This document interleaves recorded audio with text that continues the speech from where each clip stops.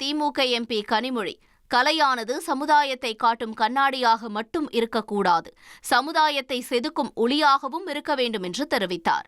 மார்கழி மக்கள் இசை இது நிச்சயமாக ஒரு அரசியல் பேசக்கூடிய மேடை, மாற்று அரசியலை, இந்த கலை அப்படிங்கிறதே இந்த சமூகத்தை பிரதிபலிக்கக்கூடிய கண்ணாடியாக மட்டும் இருக்கக்கூடாது.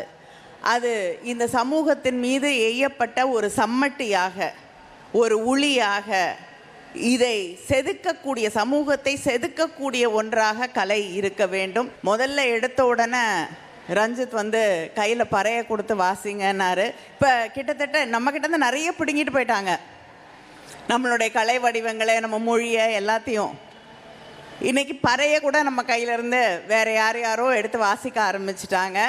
அதனால் அது மறுபடியும் நமது என்று சொல்லக்கூடிய ஒரு மேடையாக இந்த மேடையை அவர் மாற்றியிருக்கிறார். அதனால் அதை திருப்பி வாங்கிட்டு வந்திருக்கக்கூடிய மேடை இது. அது எங்களுடைய இசை, நம்முடைய இசை என்பதை நாம் இங்கே மறுபடியும் உரக்க சொல்லுவோம்.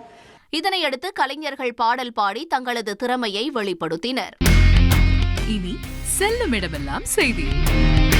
தந்தி டிவியின் வாட்ஸ்அப் சேனலை ஃபாலோ பண்ணினா செல்லருக்கும் இடமெல்லாம் செய்தி. இதோ QR கோட், இப்பவே ஸ்கேன் பண்ணுங்க, ஃபாலோ பண்ணுங்க.